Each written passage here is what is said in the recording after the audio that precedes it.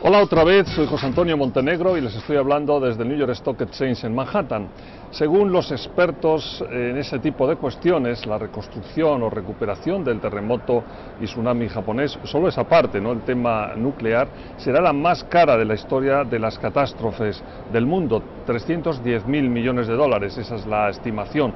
Álvaro, por un lado, preocupación por el aumento de la deuda del Japón, pero por otro también fuerte dinamización en el futuro de esa economía, ¿no?, vinculada con la reconstrucción. Va a haber dos fases, en particular estos primeros 3 meses o 4 meses vamos a ver una desaceleración de la economía, seguramente una contracción en las cifras macroeconómicas, pero nuevamente, y como bien señalas tú, esos 300.000 millones de dólares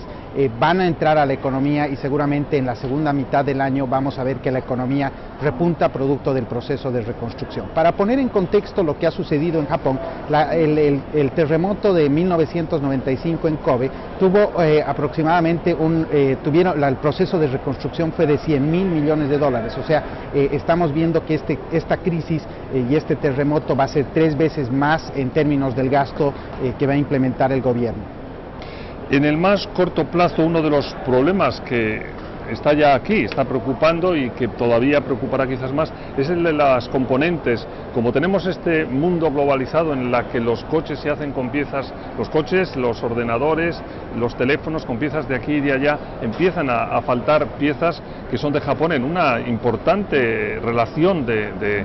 empresas, ¿no? ¿Qué tan importante puede ser este problema todavía en los próximos semanas o meses? Te diría que el problema pasa no solo por el tema del terremoto, sino que ha habido una racionalización de la electricidad y por lo tanto los procesos se están volviendo cada vez más lentos, ¿no?, por un lado, y por el otro lado tenemos las exportaciones, o sea, los aeropuertos están orientados hoy día a otros factores. Lo importante mencionar, y como bien señalas tú, es que hay bastantes industrias que dependen estrictamente de Japón y por lo tanto tenemos, por ejemplo, algunos componentes de los chips que hoy día se producen en un 60% en Japón y que ya han tenido un impacto. Y por el otro lado también tenemos el sector automotriz que depende, por ejemplo, de los sensores de toma de aire, casi en un 60% de Japón, y también se han visto afectados por los efectos del terremoto. Lo importante mencionar acá es, desde un punto de vista de riesgo, es que todos estos procesos van a tener un cambio importante, o sea, las empresas al verse afectadas por este tipo de eventos, que son en particular muchas veces únicos, toman medidas para fortalecer sus procesos. Te iba a preguntar precisamente esto, ¿tú crees que efectivamente, como consecuencia de lo que ya ha ocurrido, las empresas están en marcha para cambiar eso, ¿no? Tienen que mitigar esos riesgos, sin duda que este es un proceso que se da cada vez, o sea, no vimos en Japón hace 1995, fue el último terremoto. Ahora, también hay que mencionar que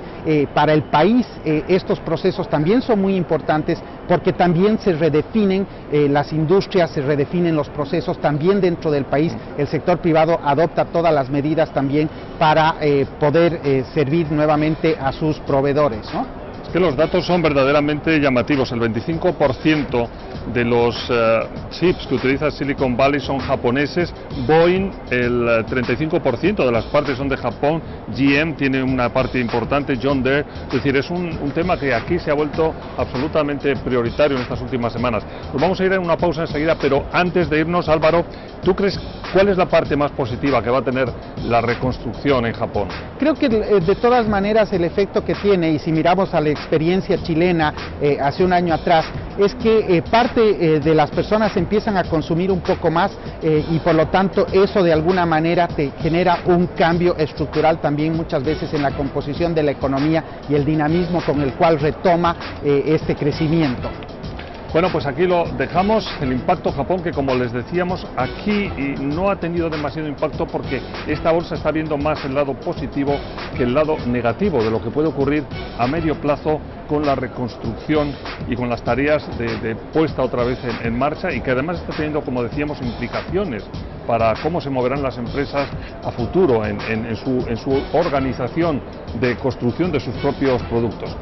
Vamos a una pausa y volvemos con otros dos temas: el impacto del conflicto en Libia y el impacto de los problemas en Portugal, que también han pasado por aquí un poco sin notarse, desde Wall Street.